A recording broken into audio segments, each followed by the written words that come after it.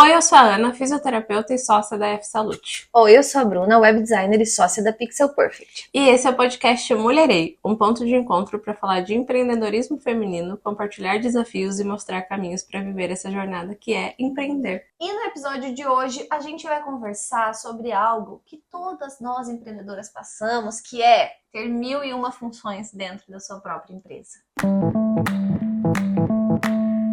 Eu acho que eu já posso começar a dizer que a gente tá bem cansada. Justamente porque a gente para pra pensar nisso e a gente vê o tanto de coisa que a gente consegue fazer num único dia. Sim, ao mesmo tempo que às vezes dá aquela sensação de que você não fez nada. Basicamente, a gente escolheu esse tema porque a gente sente que quando você tem a sua própria empresa, principalmente num estágio pequeno ainda, que está crescendo, enfim, significa necessariamente, obrigatoriamente, que você vai fazer quase tudo dentro dela. Você vai passar por todos os setores, você vai conhecer todas as coisas, todos os detalhes da sua empresa.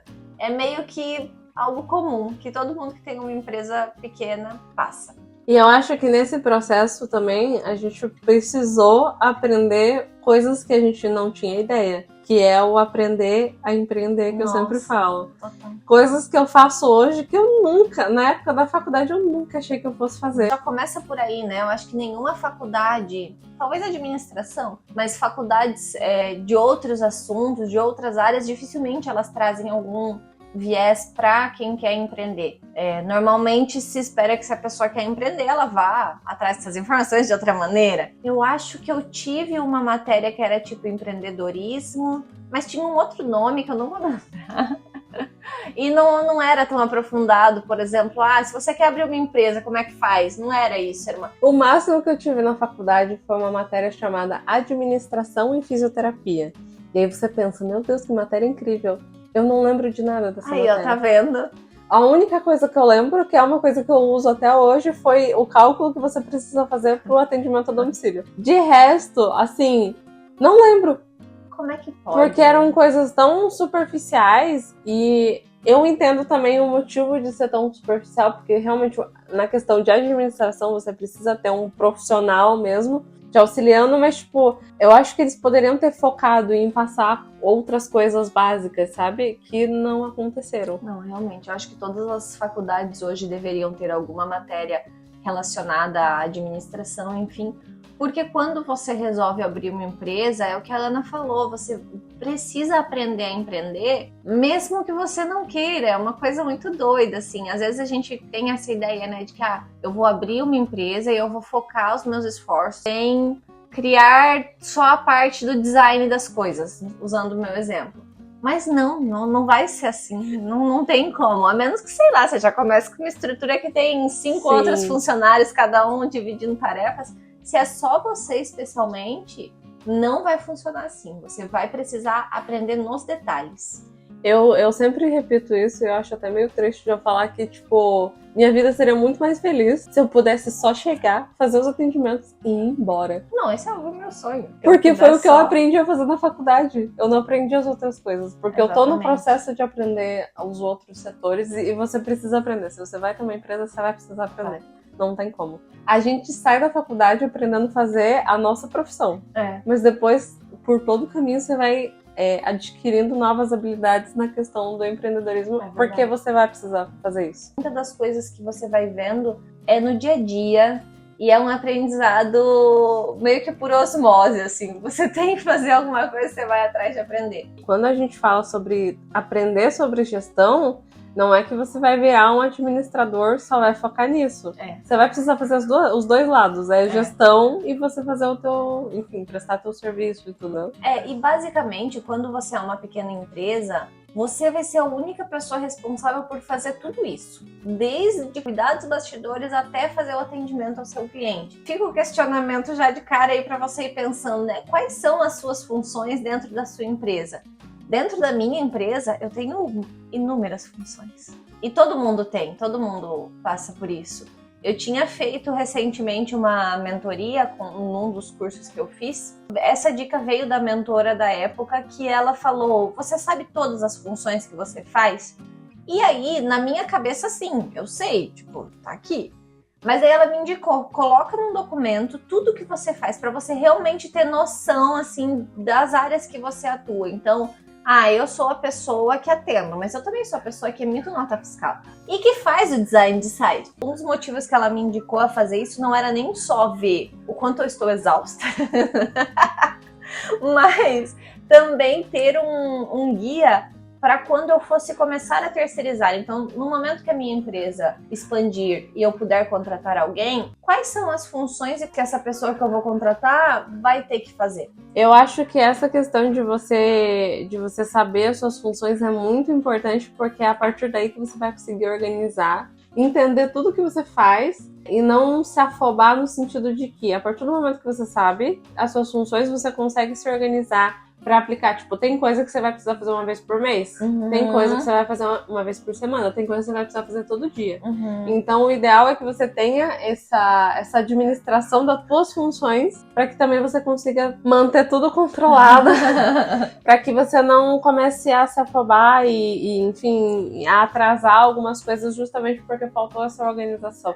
E foi exatamente o que a Bruna falou. A partir do momento que você vai pôr num documento tudo que você faz, você não acredita que você faz tudo aquilo, porque é muito mais do que você achou que você fizesse. E eu acho que a partir do momento que você consegue também identificar as funções que você faz, fica mais fácil você começar a notar quais funções que não necessariamente você é melhor naquilo fazendo, mas que te ocupam tempo, e é um tempo que você poderia estar usando para outra coisa, e que talvez você possa delegar, você possa passar para outra pessoa. E aí esse delegar pode ser terceirizando, né, que a gente vai falar sobre isso um pouquinho mais à frente, mas se você tem um sócio, por exemplo, se você não é 100% sozinha nessa empreitada, como é que você pode fazer isso, né? Como é que você pode dividir melhor com essa pessoa, estruturar as coisas de uma forma diferente para tirar esse peso de você? A partir do momento que eu fiz as minhas funções, meio que eu tenho uma ideia de quem, se eu pudesse contratar hoje, qual seria a função que eu contrataria. E aí eu acho que isso também é importante. Por isso que você deve fazer esse documento,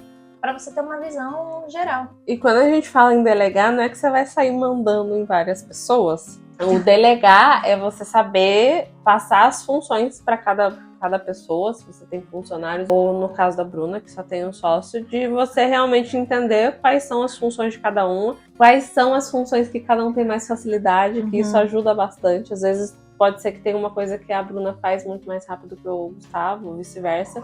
Então é nesse sentido também de você entender e se organizar para poder explicar para outra pessoa que ela precisa fazer, ou até pedir realmente passar as funções. Delegar é só você saber passar as outras funções, e isso você precisa aprender a fazer, seja com uma pessoa, seja com 10. Verdade. Você precisa ter essa habilidade de saber delegar, e você só vai ter essa habilidade depois que você entender o que você faz. E depois de você se organizar. Até porque eu acho que tem uma tendência também que eu noto em muitos empreendedores pequenos, que eu tenho essa característica, que eu sempre acho que eu preciso estar no controle de tudo e que se eu não fizer, ninguém vai fazer com o mesmo jeito que eu faço. E acho que é um desafio que a gente acaba tendo que resolver em algum momento, de entender que não, que você, se você treinar outra pessoa, possivelmente essa pessoa vai fazer tão bem quanto você, é só ter esse desapego, né? Mas Sim. não que seja fácil também.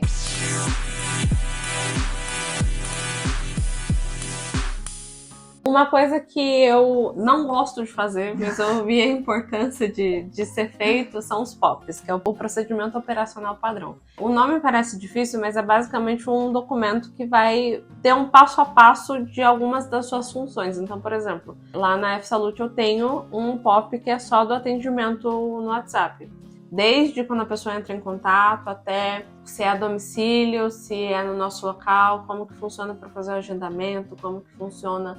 Enfim, um passo a passo para que qualquer pessoa que tenha aquele documento consiga fazer o atendimento na minha empresa. E o exemplo que eu posso dar para vocês é, vamos supor, a Bruna tem o sócio dela, que é o Gustavo. Vamos supor que em algum momento, alguma dessas funções que a Bruna listou, ela não vai poder fazer por qualquer motivo.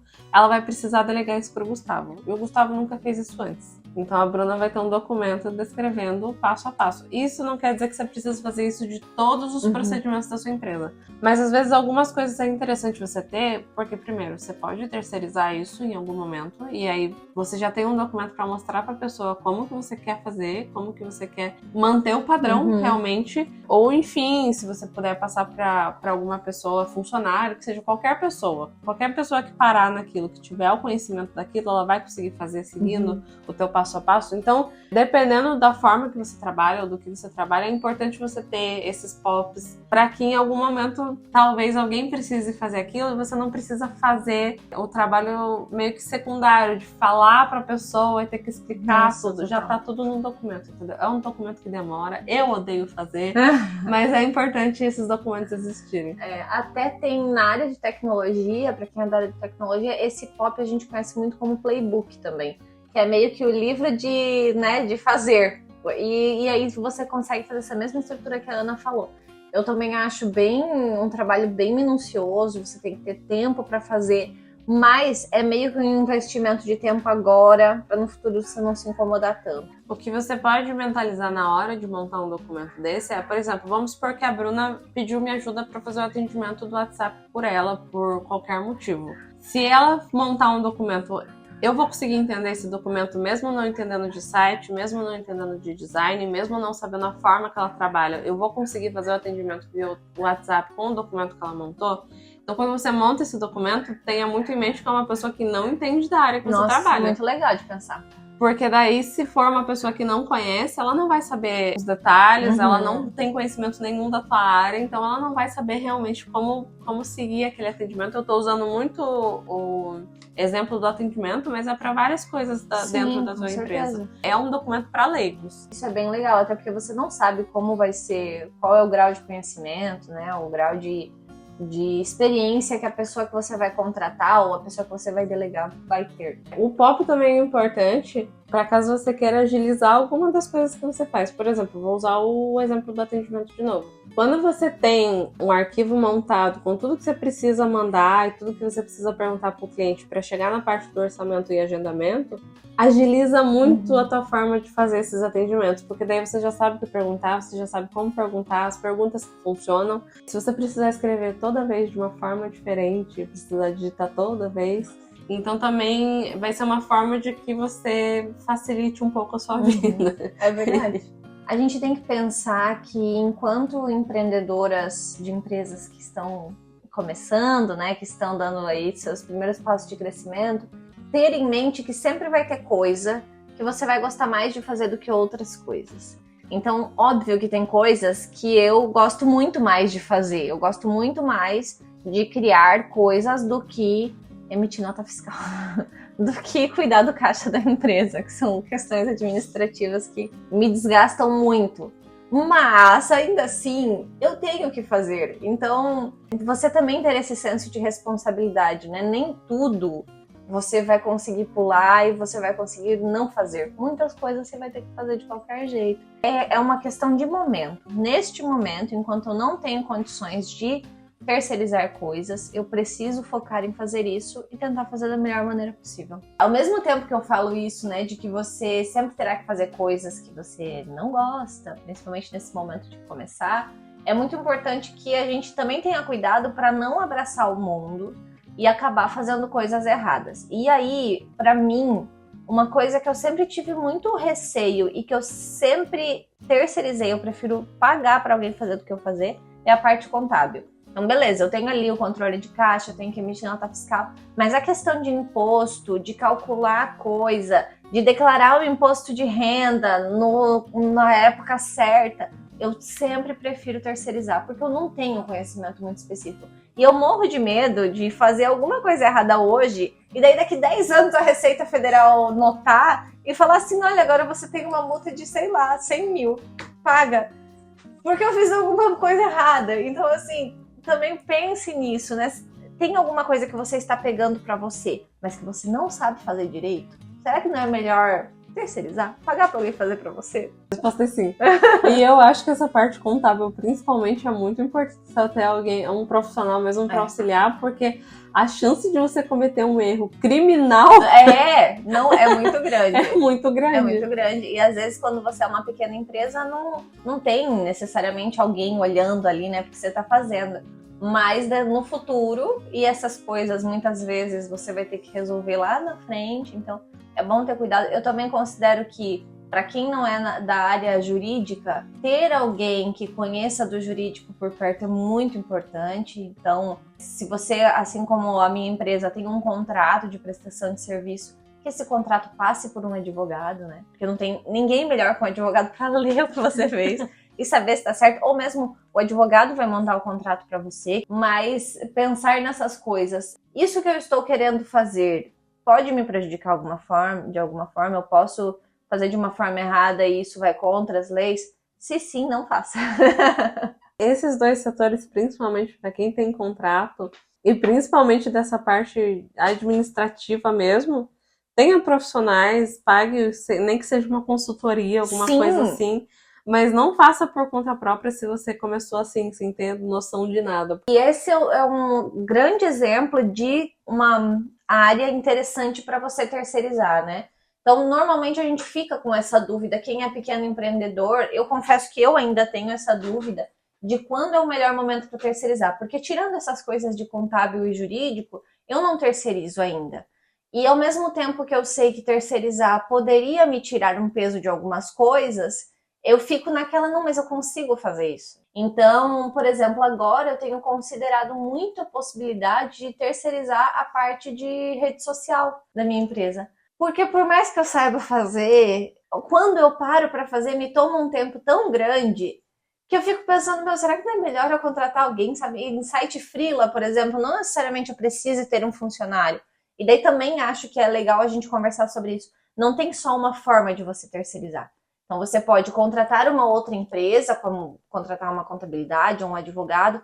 Você pode buscar profissionais autônomos em sites freela. Você pode fazer parcerias com outros profissionais para ter uma troca. Eu realmente não consigo ainda definir assim, não, esse é o melhor momento para você terceirizar.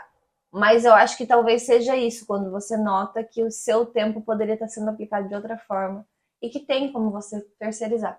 Essa parte, eu e a Bruna, as funções que a gente gostaria de terceirizar são bem parecidas, né? Porque pra mim também, a parte das redes sociais, cara, se eu pudesse dar na mão de alguém assim, ó, seria incrível, porque eu odeio. Principalmente porque não tive noção nenhuma na faculdade, e a gente não tem esse tipo de noção, mas porque eu já não sou uma pessoa das redes sociais mesmo. Então eu tenho muita preguiça de ter que fazer uma coisa que já não é nem do meu lazer.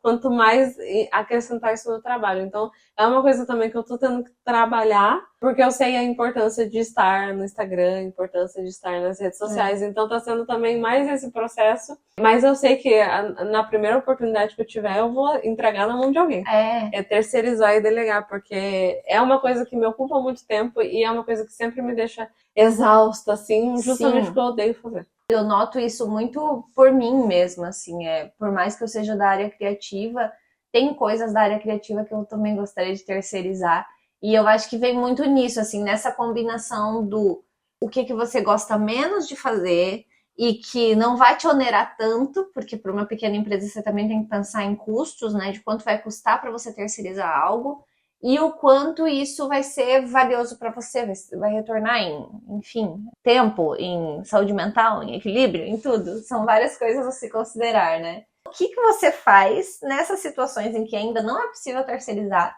mas você já tá de saco cheio de fazer, você já tá se sentindo exausta? Eu lembro uma vez, que foi você que me falou isso, inclusive, quando for montar, quando precisar mexer nessa coisa, beber um vinho. Ficar levemente alcoolizada, que talvez fique mais fácil. É uma dica muito triste. Não é, assim, é só para maiores de 18 anos, com certeza. Favor, né? E também não é pra ficar bêbado. É só, levemente alcoolizada, galera. Porque senão depois você não vai gostar do resultado também. Mas eu acho que é isso, acrescentar isso no momento que você não tá tão exausta, que no momento que sei lá, um dia mais tranquilo, um final de semana que seja. programar para que isso seja uma vez por mês. É verdade, eu faço Porque isso. é uma vez no mês que você vai se encher com aquilo e vai ficar exausta com aquilo. Mas programa esse dia só para fazer isso, pelo menos é o que eu tenho tentado fazer, para que pelo menos eu tenha o restante do mês para pensar em outras coisas e não pensar nisso. Se você tem essa função dentro da tua empresa, realmente que você tem uma função que você se sinta exausta, que você não gosta, mas que você ainda não consiga terceirizar, tente deixar isso o mais leve possível. Sei lá, faça isso escutando uma música, se for possível, faça isso fazendo alguma outra coisa que te deixe mais tranquila e não te deixe só focada naquilo, sabe? Uma coisa que tem me ajudado também é bem nesse estilo do que a Ana falou. Por exemplo, sou eu que emito as notas fiscais e que emito os boletos. Eu gosto de fazer isso? Não, eu acho um porre. Mas eu tenho que fazer. Depois de muito tempo em que eu tinha um cliente que pagava as coisas em cada dia, e daí eu tinha que ir lá fazer o boleto várias vezes no mês, emitir nota fiscal várias vezes no mês, eu comecei a colocar em contrato que a data de pagamento, de vencimento de todos os boletos, de todos os clientes vai ser no mesmo dia. Que daí eu vou conseguir emitir a nota fiscal de todos eles naquele mês no mesmo dia também.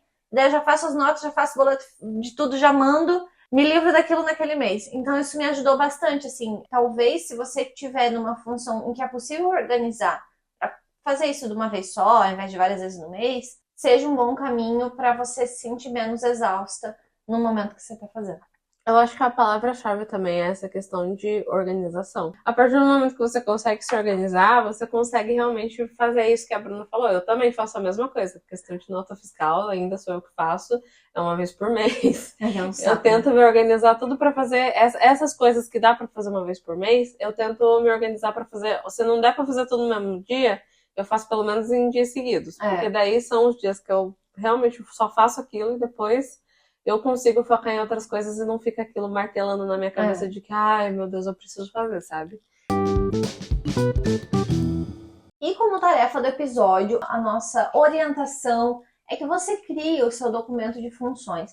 Então reserva um tempo aí na sua agenda, para um pouquinho, abre o Word, abre o programa que você usa para escrever, ou mesmo escreve na mão e começa a listar, função por função. O que você faz? Eu faço design de site, mas eu também cuido do administrativo, mas eu também faço atendimento.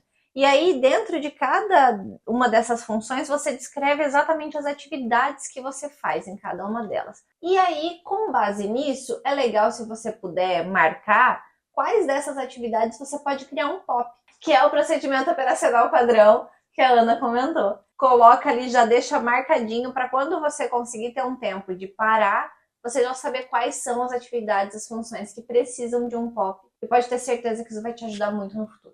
Então, a gente queria agradecer a sua presença e ter escutado esse episódio. A gente tem outros episódios, se você ainda não escutou. Semana que vem tem mais um episódio. Lembrando que a gente está no Instagram também, é @mulherei.oficial. Vai lá, segue a gente, dá sua opinião sobre o episódio lá no nosso Instagram. E é isso. Tchau! Tchau, até mais!